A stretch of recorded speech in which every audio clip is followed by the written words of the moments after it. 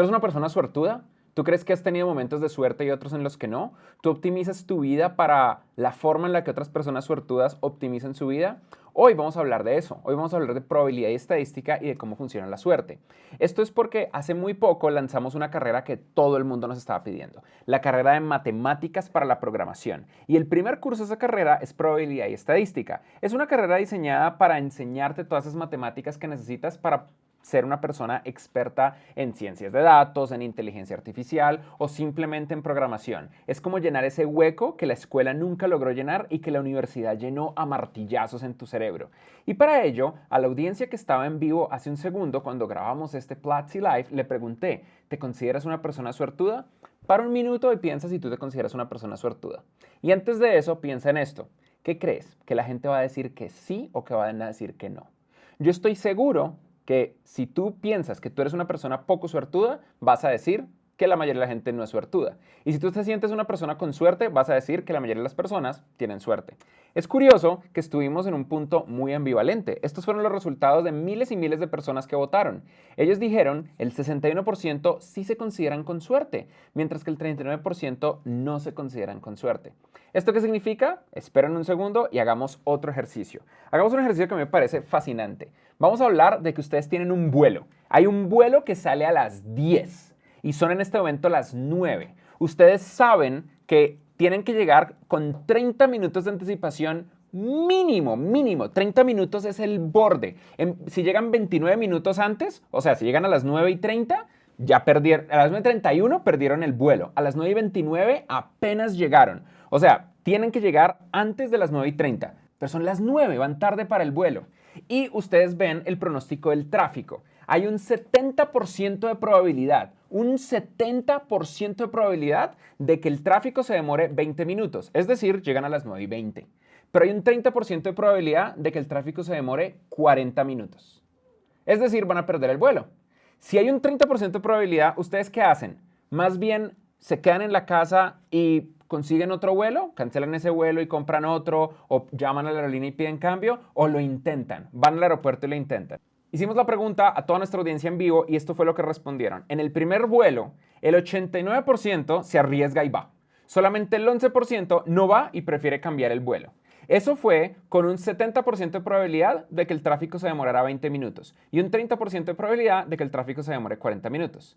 Cambiémoslo al revés. Ahora, en este vuelo, este es el vuelo número 2. La misma historia, el vuelo es a las 10, son las 9 y ustedes ven en la aplicación de Google Maps Waze y hay un 70% de probabilidad de que se demore 40 minutos. Es decir, hay un 70% de probabilidad de que pierdan el vuelo y un 30% de probabilidad de que lo logren. En este caso, ¿ustedes van o no van? Nuestra audiencia, una vez más, acaba de votar y los resultados, cuando la probabilidad de lograrlo es solamente del 30%, bajó. Miren, cuando la probabilidad era del 70%, un 89% de la audiencia se arriesgaba. Pero ahora que la probabilidad es solamente del 30%, un 67% de la audiencia se arriesga y un 33% no va y cambia el vuelo. Eso significa que triplicamos la cantidad de personas que prefieren no ir y cambiar el vuelo cuando la probabilidad de no llegar es del 70%. Vamos a irnos al carajo. Vamos a hacer el tercer vuelo. Y el tercer vuelo es así. Son las 9 de la mañana. El vuelo sale a las 10. Hay un 95% de probabilidad de que haya tráfico. Y se demoren 40 minutos en llegar. Y solamente hay un 5% de probabilidad de que lleguen al borde. Y que lo logren. En este tercer vuelo donde la probabilidad es del 5%, ¿se arriesgan a ir? O mejor se quedan en la casa, llaman a la aerolínea y cambian el vuelo. Cuando la probabilidad solamente es del 5%, nuestra audiencia en vivo que ve Platzi Live todos los jueves en platzi.com/live decidió que con solamente 5% de probabilidad, la mayoría, el 54%, prefieren no ir. Mientras que el 46% se arriesgan y van. Y normalmente hay un montón de racionalizaciones para cada una de estas opciones. No, es que a mí no me gusta preocuparme, es que yo no quiero ir con afán, es que... Pero todo esto son racionalizaciones ilógicas, son racionalizaciones emocionales. Esto es números, es probabilidad y estadística. Y una de las cosas en la que la gran mayoría de los humanos apestamos es en probabilidad y estadística. ¿Cuál es la respuesta correcta? La respuesta correcta es pensar este problema al revés. Y la respuesta correcta es esta. Si tú no lo intentas, tienes un 100% de probabilidad de fracaso. Todas las veces que tú elegiste no voy, tu probabilidad de fallar inmediatamente se volvió un 100%. Era total, porque decidiste no ir.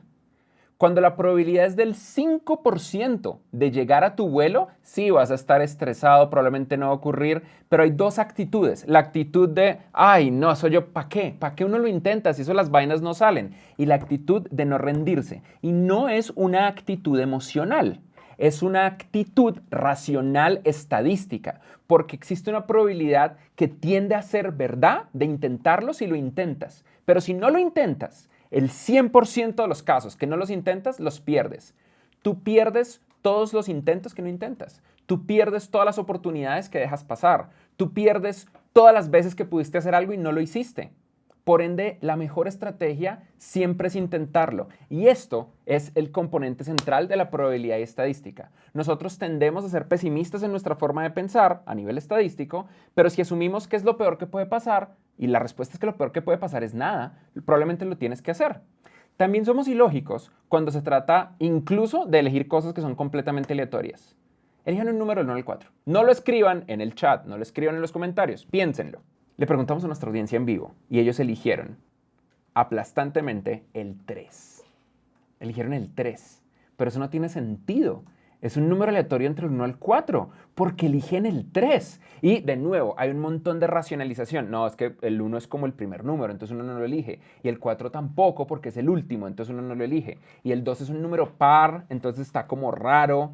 El 13 sí es como un número como en toda la mitad, pero que no se siente raro, ¿cierto? Entonces 3. Y ¡pum! Todo el mundo elige el 3. Creyendo que es el número más probablemente aleatorio, se vuelve el número efectivamente más probable. Por ende, mucha de la estadística y la probabilidad no es 100% aleatoria, sino tiene un componente humano implícito. Esta vez hagámoslo más difícil. Esta no la vamos a hacer interactiva. Esta piénsenla en sus mentes, no la escriban en ningún lado, solo piénsenla en sus mentes. Elijan un número cualquiera del 1 al 10. Estudio, elijan un número del 1 al 10. No me lo digan, no me lo digan. Y cuando diga 3, digan en voz alta el número que eligieron de 1 a 10, ¿ok? En voz alta dura para que este micrófono lo agarre. ¿Listos? 1, 2, 3. 8. Dijeron 8, 2 y 5. Se le hizo una encuesta a 100 personas, aleatorio, de que eligieran un número entre el 1 al 10. Y la gran mayoría eligió el 7. Es la misma posición del 1, 2, 3 y 4. Miren que la distribución es muy similar. La gran mayoría de las personas eligieron el 3, una subsecuente mayoría eligió el 4 y la minoría eligió el 1 o el 2. Miren que aquí está igualito, está cargado hacia los números mayores, la mayoría eligió el 7 y muy pocos eligieron los primeros números. La probabilidad de la estadística, aunque pareciera aleatoria, tiene que ver mucho con nuestros sesgos mentales y mucho con la forma en la que nosotros nos criamos y el ambiente cultural donde crecimos. Algo curioso es que los asiáticos elegirían algo distinto a los árabes, que elegirían algo distinto a los americanos como nosotros. Eso es muy interesante porque tiene mucho que ver con nuestras propias supersticiones, nuestras propias costumbres y hasta la forma en la que decimos los números. Por ejemplo, hay un número en japonés que se dice chi y ese número también significa muerte. Entonces, ese número normalmente lo quitan de los ascensores y casi nadie lo elige a nivel de probabilidad y estadística, al punto de que es un problema en cosas como las loterías en países. Luego están cosas como las elecciones. Hay un sitio muy famoso que se llama 538 o 538, que estos eran sus probabilidades de elección el día de las elecciones en Estados Unidos. En ningún punto, hubo un punto por allá en agosto donde medio se cruzó, pero en ningún punto daban a Trump como el ganador. En ningún punto decían Trump va a ser presidente. Todo el tiempo Clinton iba a ser presidente, pero todos sabemos que Trump ganó. Entonces, ¿estos datos están errados? Resulta que no, porque Trump es el tipo de persona, y por primera vez en la vida voy a decir algo positivo de el gasto de aire humano que es Trump. Trump es el tipo de persona que cuando hay un 95% de probabilidad de no llegar y un 5% de llegar, lo intentan y llegan. Porque aquí él tenía un 28.6% de probabilidad de ganar, por ende ganó. Si su probabilidad hubiera sido de menor a 0.1%, les creo, hubiera sido muy raro. Pero la probabilidad de Clinton, aunque alta, no era absoluta. Y estas son las otras cosas que a nosotros nos complica, sobre todo cuando pensamos en fútbol. A veces nos dicen, no, pero es que mi equipo tenía un 70% de probabilidad de ganar. No entiendo cómo Alemania logró meterme 4 goles. ¿Por qué esa estadística? Brasil siempre había ganado y Brasil fue humillado en el último Mundial de Fútbol porque es estadística. Piensen en cuándo se van a morir. ¿Cuántos años tienen y cuándo creen que se van a morir? Supuestamente la esperanza de vida promedio en Latinoamérica es como de 75 años, en España es como de 80 años y en lugares como Japón puede ir hasta los 85, 90 o 100 años. Esperanza promedio de vida. ¿Cuándo creen ustedes que se van a morir? También tiene mucho que ver con nuestros abuelos y nuestros padres. ¿Cuándo se murieron nuestros abuelos? ¿Cuándo se murieron nuestros padres? ¿Y cómo ha mejorado la tecnología? Y en cierto modo, si nuestra familia fue inteligente. Si ustedes tienen el tipo de familia que de manera inteligente les dio vacunas, es probable que ustedes vivan más, versus las familias que tienen serios problemas de educación, como las que creen que las vacunas son malas. Y en serio, si ustedes creen que las vacunas son malas, simplemente avísenme, los baneo de Platzi y vivimos en un mundo mejor. Lo importante es esto. La realidad es distinta a lo que ustedes creen. Esta es la verdadera probabilidad a nivel mundial de morirte. Y observen, el número de la izquierda va de 0 a 1, es decir, 1 es el 100% y 0.1 es el 10%. En este punto, el 10%, y esta es la edad, eso significa que tu probabilidad de morirte es extremadamente baja cuando tienes 10 años y aumenta radicalmente cuando te vuelves un adolescente, porque los adolescentes hacen cosas estúpidas de adolescente. Luego se estabiliza un poco y a partir de los 30 años, cada año aumenta tu probabilidad de morirte, pero no por mucho. Miren, la probabilidad de morirse del 1% solamente llega cuando tienes 60 años, la del 1%. Tu probabilidad de morirte más fuerte es una probabilidad de morirte del 5%, sí, el 5%, cuando tienes entre 79 a 82 años. Luego sube un montón al 10%. Tienes una probabilidad de morirte en cualquier momento dado del 10% cuando tienes 87, 88. Y luego tu probabilidad de morir sube radicalmente al 100% cuando cumples más de 100 años. Ahora, tengan en mente esto qué significa. Si tu probabilidad de morirte a los 88 años es del 10%, eso significa que cada día hay un 10% de probabilidad de morirte. Eso significa que cuando llegas a los 88 años y pasan 100 días, en el día 100 ya pasaste los 99% de probabilidad de morirte. O en el día 10. Eso es lo que realmente significan estos datos. A partir de acá, tu probabilidad de morirte es del 100% después de 100 días, pero va subiendo no de una manera escalable, sino de una manera logarítmica. Ahora pensemos en las cosas que nos aterran. ¿A ustedes de qué les aterra morirse? A la gente normalmente le aterra morirse de cáncer, de que los maten, de terrorismo y le invierten un montón de plata a bombardear Irak porque, ay Dios mío, ¿qué tal si 9/11 les da terror morirse por volar? Y hay gente que le teme a volar. Pero miremos realmente cómo se mueren las personas. Hay un sitio web fascinante que se llama Nuestro Mundo en Datos, Our World in Data, este de acá, que nos muestra que la inmensa mayoría de las personas no se mueren de cáncer. Existe una doble probabilidad de que te mueras de enfermedades cardiovasculares en vez de cáncer. Aún así, la gente no le tiene tanto miedo a las enfermedades cardiovasculares y sí le tienen miedo al cáncer. ¿Qué es más probable? ¿Que uses todos los días crema antisolar para que no te dé melanoma? ¿O que dejes de comer hamburguesa para que no te dé un infarto? Probablemente vas a seguir comiendo hamburguesa mientras te echas protector solar cada día.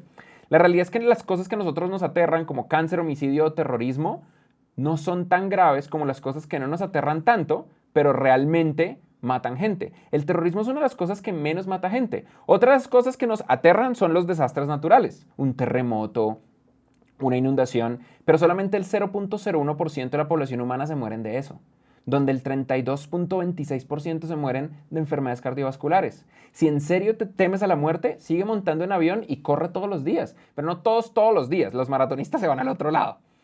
Luego está el tema del pesimismo. Nosotros somos pesimistas porque no entendemos la estadística. Creemos que las condiciones a nuestro alrededor son las que realmente afectan al individuo. Entonces decimos, no, el mundo está peor que nunca. Pero resulta que la población está cada vez mejor que nunca. Estos son datos de Nuestro Mundo en Datos, Our World in Data. Y ustedes pueden ver que para el 2015, el número de personas que no viven en extrema pobreza es del 90.4% versus el número de personas que sí viven en extrema pobreza. El número sigue siendo alto. Que un 10% de la población viva en extrema pobreza es terrible, pero no es tan terrible como era en 1950. 1950 no fue hace tanto. 1950 fue 5 años después de la Segunda Guerra Mundial. En 1950, el 70% de la población humana vivía en extrema pobreza. Hoy solamente es el 10%. Ustedes se pueden quejar de todo, pero la humanidad se ha vuelto extremadamente buena y no ha parado en arreglar el problema de la pobreza. Y esto es porque a nosotros nos cuesta juzgar nuestra humanidad y nuestras perspectivas desde una perspectiva de probabilidad y estadística y lo juzgamos a nivel anecdótico. Ay, es que no me puedo comprar el iPhone X de 128 gigas, me toca el de 64. ¡Qué pobre que soy! Es que no puedo pagar Platzi, pero sí me voy a comprar 4 frappuccinos de Starbucks que son el equivalente a una suscripción a Platzi. ¡Es que soy muy pobre! Ese tipo de cosas es simplemente ustedes haciéndose daño mental cuando realmente sí que podrían. Simplemente es un tema de enmarcarlo y de tratar de calcular cuáles son las inversiones que valen la pena. Y esta es la misma razón por la que el humano promedio es tan mal inversionista, porque nosotros, por un lado, no miramos a largo plazo y por otro lado, no pensamos en los peores escenarios y en la verdadera probabilidad estadística. Luego, hay un punto más fuerte de la suerte y es el sesgo de supervivencia o el survivorship bias. Para explicarlo, quiero mostrarles un gráfico. Este gráfico es muy famoso, probablemente ustedes lo han visto. Esto es un avión bombardero de la Segunda Guerra Mundial. Es un avión cuya misión era ir y botarle bombas a los nazis o a los japoneses. Esos puntos rojos que ustedes ven ahí son los aviones que regresaban. La Fuerza Aérea Real Británica y la Fuerza Aérea de Estados Unidos tienen este problema de que perdían muchos bombarderos por un tipo de ataque que se llama flak. Flak son unos cañones que al disparar botan un montón de esquirlas en el aire que quedan volando un rato y que atraviesan y llenan de huequitos los aviones, como lo pueden ver acá. Entonces, el equipo de ingenieros empezaron a hacer un gráfico con todos los aviones que volvían de dónde eran los huecos, dónde terminaban los huecos y dónde eran afectados los aviones. Y ahí lo que hacían era ponerle más armadura, le ponían un poquito más de metal, un poquito más de protección, pero seguían perdiendo la misma cantidad de vuelos. Hasta que llegó un matemático y les dijo, todos ustedes son unas huevas.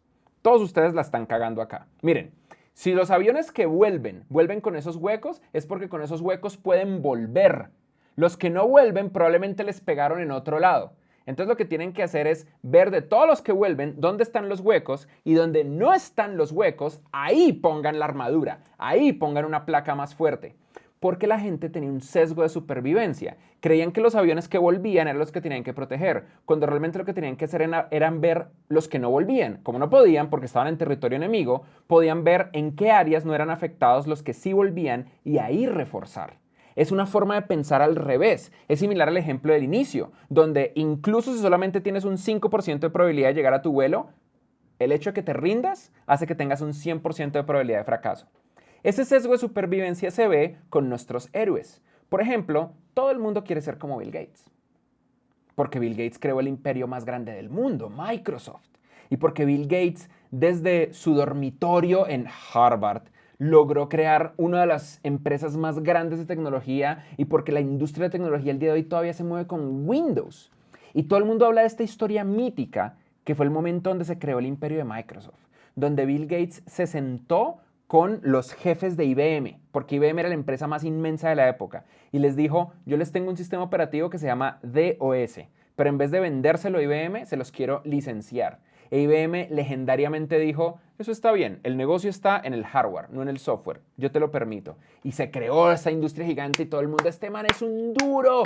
Y sí, Bill Gates tiene mucho que admirarse, pero todo el mundo se olvida de la mamá de Bill Gates. Esta es la mamá de Bill Gates, al lado del director de IBM. La mamá de Bill Gates era la secretaria del director de IBM. Los papás de Bill Gates tenían un fondo para Bill Gates de $1 millón cuando se graduara. Bill Gates fue a Harvard. Hay un montón de cosas que tenía Bill Gates en la vida que básicamente iban a hacer que el hombre por lo menos le fuera bien. Nosotros no tenemos la opción de la suerte de Bill Gates. Bill Gates tuvo la suerte brutal de tener una mamá que era la secretaria del CEO más poderoso en tecnología en la época. Bill Gates tuvo la fortuna de tener un papá que ahorró mucha plata para llevarlo a Harvard para darle la mejor educación posible. Entonces todo el mundo dice, yo me tengo que salir de la universidad porque Bill Gates se salió de la universidad y voy a ser exitoso. Pero sí, tu mamá trabaja en IBM y tú te estás saliendo de Harvard o te estás saliendo de la universidad de la madre santa que te dio a luz. Probablemente una muy buena universidad, no sé, no la conozco. El punto es, hay componentes de suerte que en ocasiones nos hacen creer que hacer lo que los que sobrevivieron hicieron nos permite a nosotros lograr ese éxito. Y no hay un caso más fuerte en la última época que Mark Zuckerberg. Aquí viendo en esta foto tratando de imitar a un humano porque los humanos toman agua, entonces él intenta tomar agua. Mark Zuckerberg es muy famoso porque después de que salió la película Social Network, todo el mundo quería ser emprendedor. Esto es muy real. Y Combinator tiene un dato. Ellos tienen un gráfico de cuánta gente aplica para ser emprendedor de Y Combinator y de repente hay un pico en el 2014. ¿Saben qué es ese pico? La película, la red social de Social Network. Porque todo el mundo vio la película y todo el mundo dijo, uy, no, mira, lo que hay que hacer es que uno se va de la universidad, no se gradúa nunca, uno tiene un amigo brasilero lleno de plata, uno se va a Palo Alto, uno conoce al man que hizo Napster y luego uno hace un montón de plata y uno crea una red social increíble. Pero lo que la gente no habla es que Mark Zuckerberg estuvo en un momento único de la humanidad donde la inversión en desarrollo web había creado las condiciones ideales para algo como Facebook. Mark Zuckerberg la gente no habla en el caso de Mark Zuckerberg de que ya había un trabajo hecho con MySpace y con Friendster, o que él tuvo la fortuna de lograr hackear el sistema de Harvard para extraer de manera ilegal los datos de los perfiles de los estudiantes, y esa fue la semilla que le permitió a, creo que se llamaba FriendFace, una cosa por el estilo, eventualmente crear Facebook, bueno, de Facebook, que luego se volvió Facebook. La gente no habla de que él de manera serendípica se encontró con Sean Parker y luego eso le permitió acceder a Peter Thiel, uno de los iniciales fundadores de PayPal, que le permitió crear el imperio que él creó. Y sí, Mark Zuckerberg es un error estadístico del sistema. Mark Zuckerberg es una combinación de un CEO increíblemente bueno y sin ningún tipo de escrúpulos, más las condiciones de mercado perfectas para crear una de las pocas megacompañías que se nacen cada década. Pero no lo logró porque se fue a la universidad. No lo logró porque creó una red social. Por eso a mí me rompe la cabeza cuando la gente dice, mira, yo me voy a salir de la universidad para crear una red social y esto es mejor, porque es como Facebook, pero es rosado. Porque Facebook no es azul y no es rosado y la gente debería... Porque no se trata de eso, estás yéndote al sesgo de supervivencia. Estás tratando de duplicar el éxito de otra persona que no lo logró simplemente por un trabajo duro, sino por una combinación de componentes de suerte. Algo parecido pasa en el fútbol. Alemania le metió 4 goles a México hace unos añitos. Y desde entonces México tiene como este tema de que ya no comen salchicha alemana, de que bajó las visitas a Berlín, de que los memes aumentaron. Bueno, los memes aumentan sin importar lo que pasa en México. ¿Pero eso qué significa? Que es probable que Alemania le vuelva a meter 4 goles en este mundial. Es probable que México le gane a Alemania. Es probable que queden igualitos en eliminatorias, o que queden en cuartos, o en octavos, o a semifinal, o que México gane. Sí, probablemente México gane. De pronto no. De pronto gana Argentina. No lo sé. No me importa. No me gusta el fútbol. Pero lo importante es que, sí, miren cómo fue poco a poco. Cuando dije puede ganar México, perdía todo el resto de Latinoamérica. Cuando dije quizás Argentina, me gané Argentina, pero perdía todo el otro resto. Cuando agregué a otros países, ya todo el mundo estuvo contento. Y cuando dije que no me gusta el fútbol, los perdía todos. Probabilidad y estadística, excepto a Nicole. Gracias, Nicole. Lo más probable es que Alemania no le vuelva a meter 4 goles a México, porque eso ya pasó y la probabilidad de que lo mismo que pasó en años anteriores vuelva a ocurrir es muy baja, sobre todo a nivel de datos estadísticos. Pero si la probabilidad es del 5%, todavía puede ocurrir. Así que aunque las opciones están de nuestro lado y la suerte nos favorece, no significa que nos merezcamos nada. Y eso es el componente más importante una vez ustedes aceptan el sesgo de supervivencia y el significado de la probabilidad de estadística. Nosotros deberíamos respetar y agradecer la suerte que tenemos. Ustedes perfectamente hubieran podido nacer en una familia distinta y no tener acceso a Internet. Hay un porcentaje significativo de la población humana, si no estoy mal es como el 30%, una cosa así, que no tienen acceso a Internet. Eso significa que de 10 personas en el mundo, hay 3 que no tienen acceso a Internet. Ustedes hubieran podido nacer en las condiciones de ese estilo y no nacieron en esas condiciones. Nacieron en las 7 que sí tienen acceso a Internet. Eso es increíble. No importa que estén en pobreza, que no es realmente pobreza, porque tienen Internet, tienen una nevera. Si ustedes tienen Internet, un refrigerador y un televisor, ustedes están en el top 85% de la humanidad. ¿Sabían eso? Son datos de UNICEF. Creo yo que por nuestra mala forma de entender la probabilidad estadística, nosotros dejamos de agradecer las cosas buenas que nos da la vida. En vez de nosotros estar agradeciendo el pasado y el punto donde nosotros estamos, anhelamos lo que nos falta y nos sentimos mal porque nos comparamos con otros. En vez de compararte con gente que no tiene nada que ver contigo, tú deberías crear tu propio camino, nunca rendirte, entender y estudiar probabilidad estadística y agradecer en el punto en el que estás. Porque tú estás ahí por la suerte. Y algo que sí es verdad, toda esta gente fue suertuda, pero si no estuvieran trabajando duro, no hay cantidad de suerte que les haya generado el éxito. El éxito es una combinación de un montón de suerte y un montón de trabajo duro. Incluso si tú estás en ese 30% que votó al principio, que no tienen suerte, el trabajo duro te va a poner en una posición muy privilegiada. Y si aparte de esa posición privilegiada tienes suerte, vas a tener una vida increíble. Solamente tienes que aprender de probabilidad estadística. Toma el curso de probabilidad estadística y sal de dudas respecto a cómo esto funciona. Te lo enseñamos bien. También mira el video de nunca rendirse, porque nunca deberías rendirte. Y suscríbete al canal de Platzi. Un número entre 1 al 10.